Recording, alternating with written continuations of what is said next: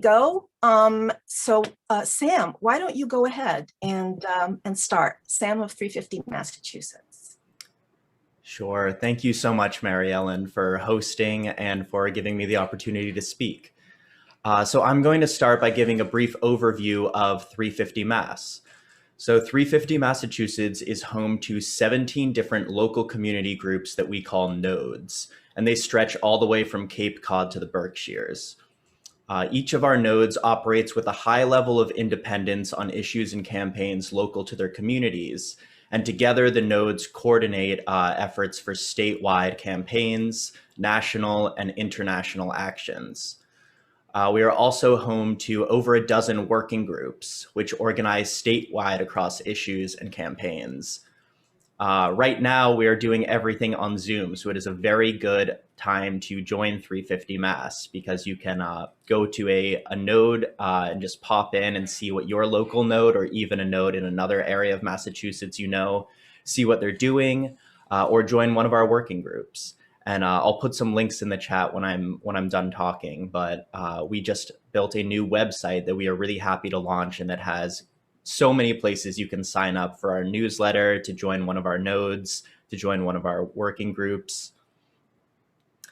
So every 2 years at 350 Mass, we plan a new campaign. And the campaign has some wide-reaching goals, and each subsequent campaign is supposed to build on the last campaign.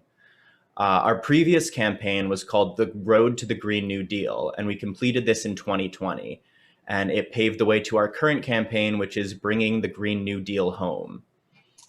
So during the last legislative session, we saw the Next Generation Roadmap Bill finally get passed, which creates a roadmap to net zero carbon emissions in Massachusetts by 2050. This is a good start. We definitely think we have to go a lot further than that. But we think that especially the 2030 deadline of 50% emissions reduction of our 1990 levels is so important to make sure that we begin acting now, because the chance to act in order to mitigate the worst of climate change was yesterday.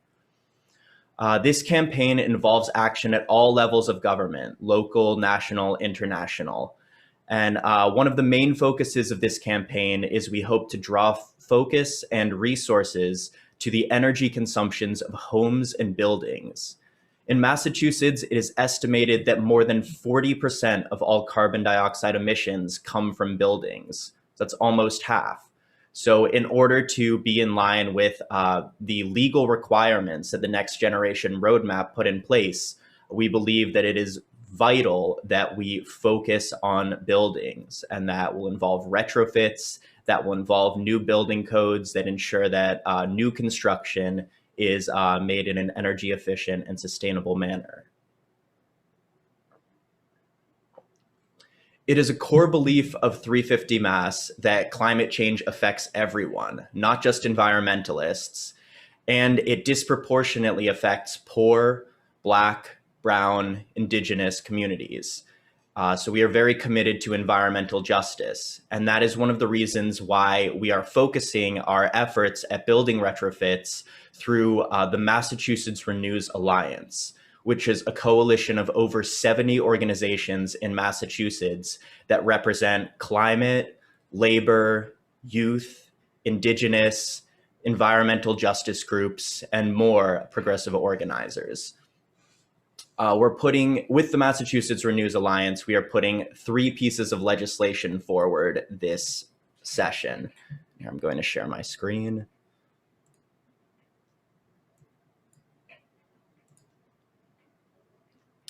So the 3 pieces of legislation we're putting forward with the Massachusetts Renews Alliance are the Building Justice with Jobs Act, and the Food Justice with Jobs Act, and Food Justice Frontline. So together, we're hoping to retrofit 1 million homes with the Building Justice with Jobs Act, and bring local community agriculture projects, bring new jobs to them, and bring new state resources to them in order to allow them to thrive and to create more food independence in Massachusetts. So the main goals of the Building Justice with Job Acts are to retrofit 1 million homes, which is a big endeavor. We would hope to do that by tackling 100,000 homes every year and then have accomplished that by 2030.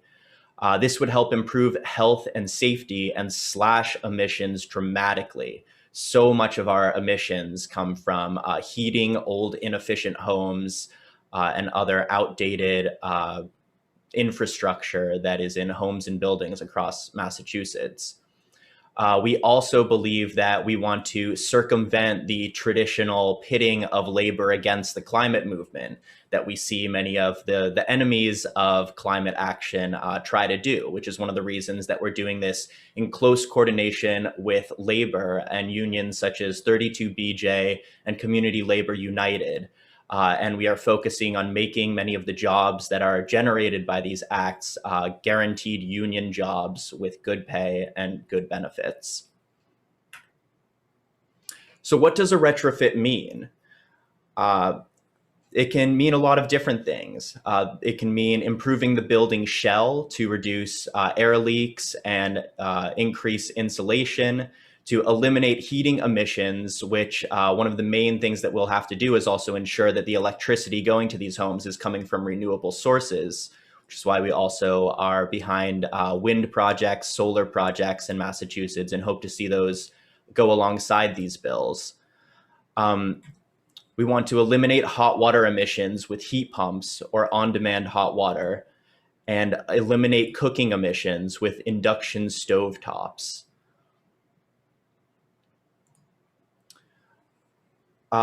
There are many health impacts of our bad buildings in Massachusetts. We still have asbestos and other dangerous chemicals in so many buildings across the state. So not just a climate issue, retrofitting homes is an environmental justice issue because it is often poor communities that are left behind and have people who live in outdated housing infrastructure. So the hope is to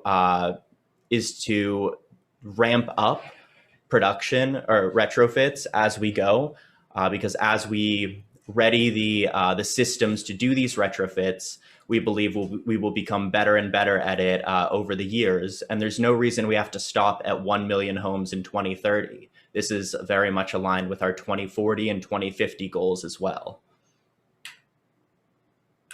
Let's get this one. So the Food Justice with Jobs Act creates growing spaces for low-income and environmental justice communities and sponsors job creation in these same communities. And it will use it will take into account environmental concerns and labor justice and support food independence in communities that often struggle to have access to fresh, healthy fruits and vegetables. The Food Justice Frontline Act will create youth jobs for outreach and to further help increase this food security. It will also create adult jobs for food security work, again, targeting low income and environmental justice communities. And now we get to one of the biggest questions that we get asked when we present these bills, and that's how are we going to pay for it? And as you can see on this slide, we have plenty of ideas for how we can pay for it. But I think that this question is such a bad question when you look at the cost of inaction. Making these changes will actually save us money down the line. If we ignore the human costs of climate change, that I don't think we should, but if we do, simply from a budget standpoint, it makes so much more sense to treat climate as the emergency that it is now, rather than to be stuck cleaning up the pieces in the midst of crisis years from now. And we are already seeing more extreme weather events happen every year. Climate change is not something of the future. It is something happening now. And when our communities are on fire, when there are droughts going on, when there are acute crises, we don't ask how much it costs. We come to help mitigate the damage. And we need to have that sense of urgency right now because we can do the most to prevent and mitigate the worst of climate change right now. That being said, We can require the 1% to pay their fair share of taxes, tax unearned income. We can reduce spending by freeing nonviolent drug offenders held by the state, and we can raise the corporate tax rate. These are all measures that we can easily take that can help finance these bills and ensure that we have a clean future for the next generations. Additionally, many of you are probably aware of the whole infrastructure thing going on federally. So we know that there is a bipartisan infrastructure bill that is mostly not going to include climate. And this is disappointing to us, but we are hoping to get many of our big asks in the reconciliation bill that Democrats will be agreeing on probably sometime this month. So we have some big goals from that. We were hoping for $10 trillion over the next 10 years to address climate change. And again, this is a drop in the bucket compared to what we would have to spend to clean up the disasters as they come. But we're hearing that we'll probably have closer to a $3.5 trillion number that will address care workers and other sectors in addition to climate. But we are hoping to partially pay for these Massachusetts programs with some federal money from this. And we are asking, for example, for $600 billion nationally to retrofit public buildings, including schools and public housing. And we want to fully fund a civilian climate corps that would tackle infrastructure with a sustainable lens. And again, we are very committed to fair labor standards and equity through all of these acts. We believe that through investing in the renewable energy economy, we can also bring good, well-paying jobs to many Americans and in many communities that are hurting right now with access to good jobs.